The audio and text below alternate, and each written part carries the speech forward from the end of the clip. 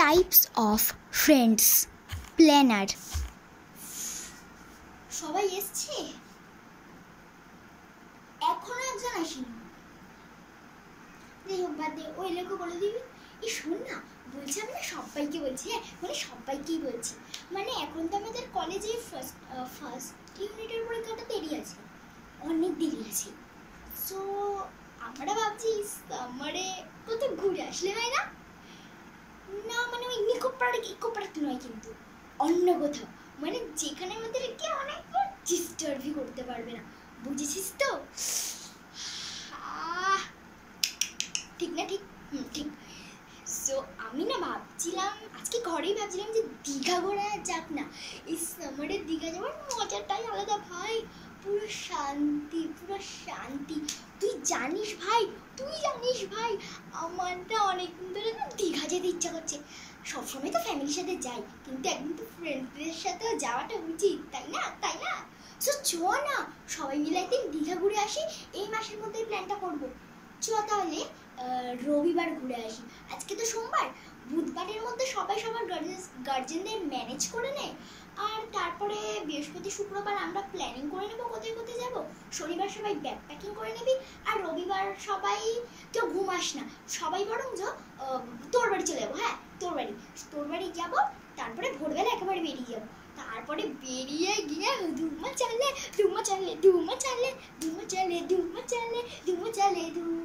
আরে ভাই, আমার তো ভেবেই এক্সাইটমেন্টে লাফাতে ইচ্ছা করছে।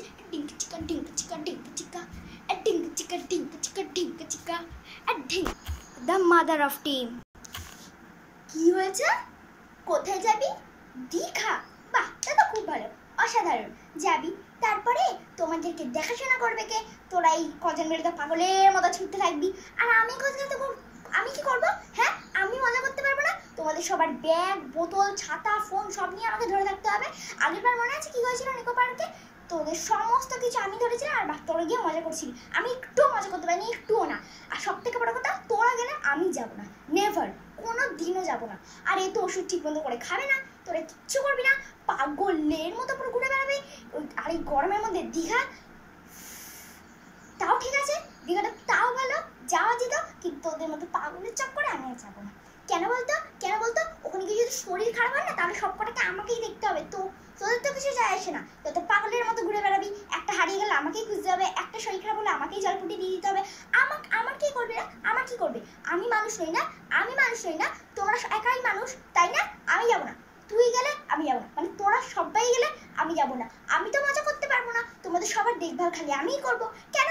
কিসের জন্য? কোন দুঃখে? কোন মর্জিতে? আমি বাবা যাবো না, তোরা যা তো ভাই, তোরা যা। আমি বাবা নেই। খাই মেম্বার। দেখ ভাই, আমার কোনো আপত্তি নাই, তোরা যেখানে যাবে আমি নিয়ে যাবো, কিন্তু একটা হয়, আমাকে ভালো কিছু খাবার দিতে হবে, ব্যাস, তাহলেই আমি চল। তোরা আমাকে নিচে ঘুমাতে বলো, আমি নিচে ঘুমাচ্ছি, তোরা আমাকে রাস্তায় দাঁড় করে রাখ, আমি রাস্তায় দাঁড়াচ্ছি, কিন্তু আমাকে ভালো খাবার দিতে হবে ভাই, তো আমি খাবার দিতে হবে। হ্যালো মটন কষা, হ্যালো চিকেন চপ, হ্যালো মালাইকারি, হ্যালো কোপ্তা কারি।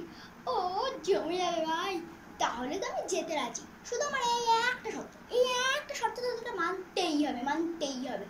অথবা তোরা সব কিছু লেগে না, আমি কিছু জানি না বাবা, আমি কিছুর মধ্যে নেই, তুই আমাকে খাবারটা ভালো দিলেই চলবে, ঠিক আছে? ব্যাস, তোরা এবার বুঝি না বাবা, আমি বুঝি না তো বাবা।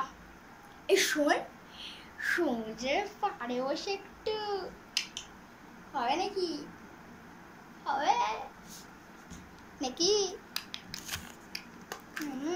তাহলে কেমন হয়? ভালোই হয় বল।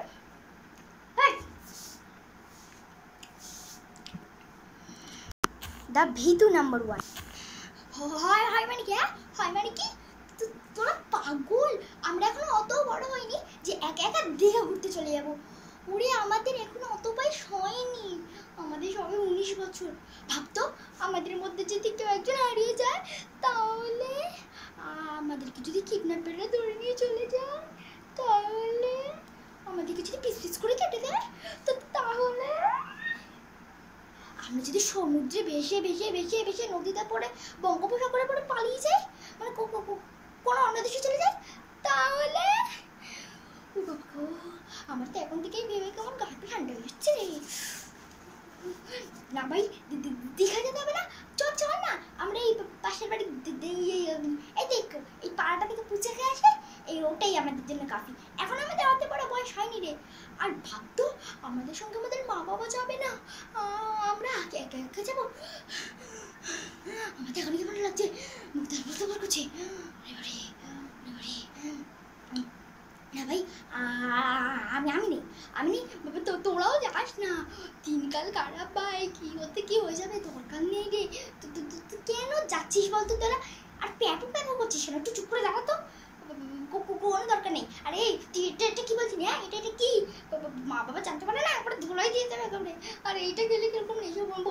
এই হ্যাঁ, এইটা খেয়ে যদি আমাদের মাথা ঘুরে পড়ে যায়, আর তারপরে দিন যদি আমরা দেখি আমাদের পাশে কেউ নেই, আমরা কোনো একটা অন্য জায়গায় চলে যাচ্ছি, তখন কি হবে? তখন কি হবে? না ভাই না ভাই, না আমি যাচ্ছি না, তোরা যা, এনজয় কর, টাটা টাটা। হ্যাঁ bye bye bye, see you, good night. হ্যাঁ গড, আমি যাবো না। দা সাজুগুজু মাস্টার। একটু চুপ কর তো। ও মা, আমার তো ড্রেসটা পুরো সেম। এটা কেটেই যাচ্ছে।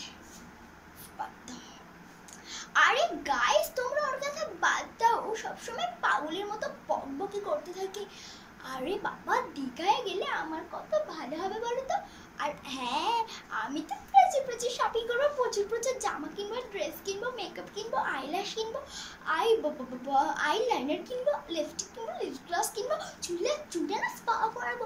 দেখ না চুলটি কিরকম রাফ রাফ হয়ে গেছে, হাতে নেল এক্সটেনশন করাবো। ও মা, হ্যাঁ হ্যাঁ এটাই ঠিক। হ্যাঁ, ওর কথা বাদ দাও। আরে ও যাবে না, ও যাবে না, আমরা তো যাবো। ওর কথা ছেড়ে দে তো, আমরা যাবো।